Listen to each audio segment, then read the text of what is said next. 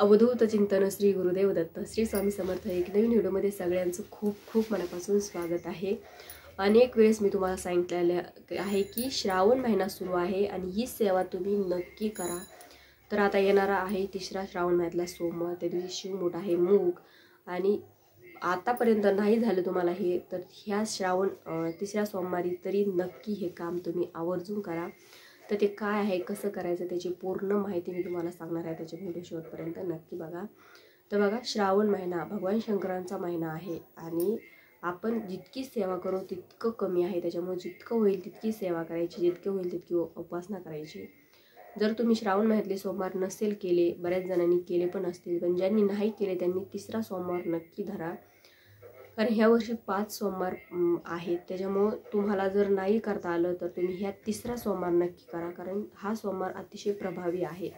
त्या दिवशी पौर्णिमा पण आलेली आहे, श्रावण सोमवार पण आलेला आहे आणि नंतर रक्षाबंधन, त्याच्यामुळे हा सोमवार अतिशय महत्त्वाचा आहे।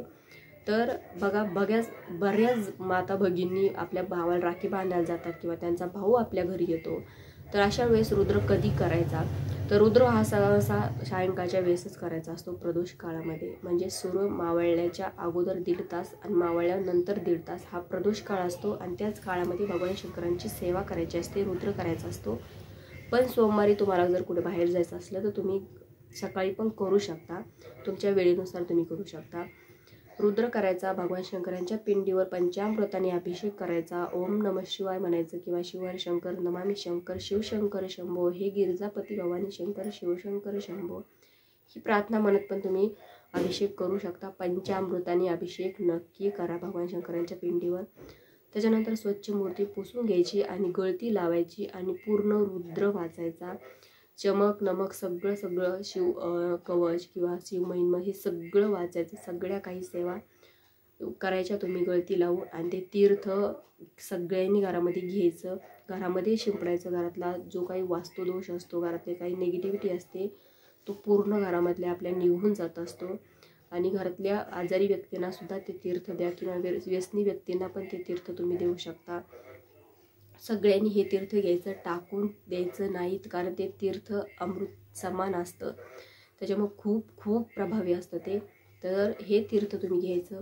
जवळपास केंद्र जर असेल तर बघा, तुम्हाला मी सांगते की जवळपास केंद्र जर असेल ना, तर तुम्ही नक्की केंद्रातून पण तीर्थ आणा, कारण तिथे दिवसभर रुद्र चालू असतो, दिवसभर तिथे महादेवांच्या पिंडीवर गळती सुरू असते आणि त्या तीर्थाला अनन्यसाधारण असं महत्त्व असतं, खूप प्रभावी असतं ते।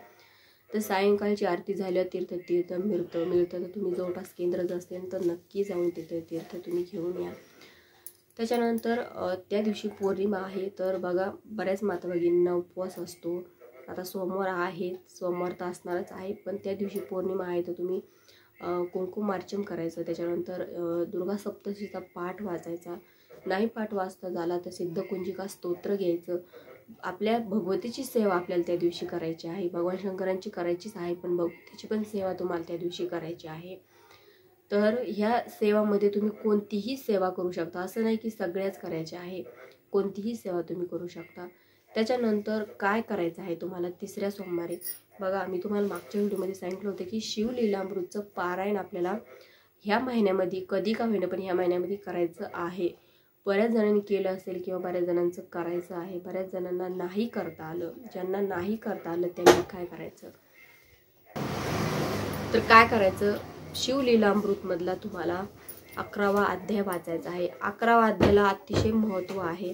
बघा, तुम्ही शिवलीलामृत मधला 11वा जर अध्याय वाचला ना, तुम्हाला हितशत्रूचा तुमचा नाश होत असतो, त्याच्यानंतर अपमृत्यू टळतो, त्याच्यानंतर तुम्हाला समाजामध्ये मान सन्मान जर मिळत नसेल तर समाजामध्ये तुम्हाला मान सन्मान प्रतिष्ठा मिळत असते, तुम्ही 11वा अध्याय जर वाचला तर।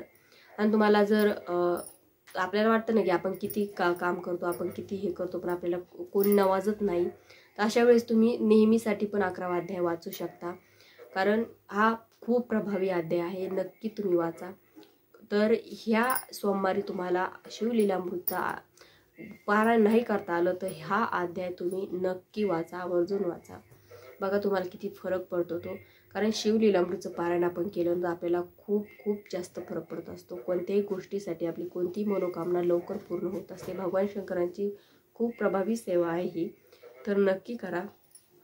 त्याच्यानंतर भगवान शंकरांची सेवा आपण करतो, तर त्या बेल आपण वाहतो, त्या बेलाचं काय करायचं बघा. ज्यांना शुगर आहे ना, तर आता बऱ्याच जणांना बऱ्याच शुगर, आता असं नाही की वयानुसार मुलांना पण शुगर होते, तर शुगरचा त्रास कोणाला जर असेल ना, तर ते नियंत्रणात राहण्यासाठी आपण जो बेल वाहतो ना भगवान शंकरांच्या पिंडीवर, तर तो बेल आपण वाळवायचा उन्हामध्ये, कडक त्याचं वाळू द्यायचा, पूड तयार करायची, त्याची पावडर तयार करायची, मिक्सरमध्ये काढायचा आणि तो रोज सकाळी अमावस्यापोटी मधामध्ये जर खाल्ला ना, 1 चमचा मधामध्ये खायचा.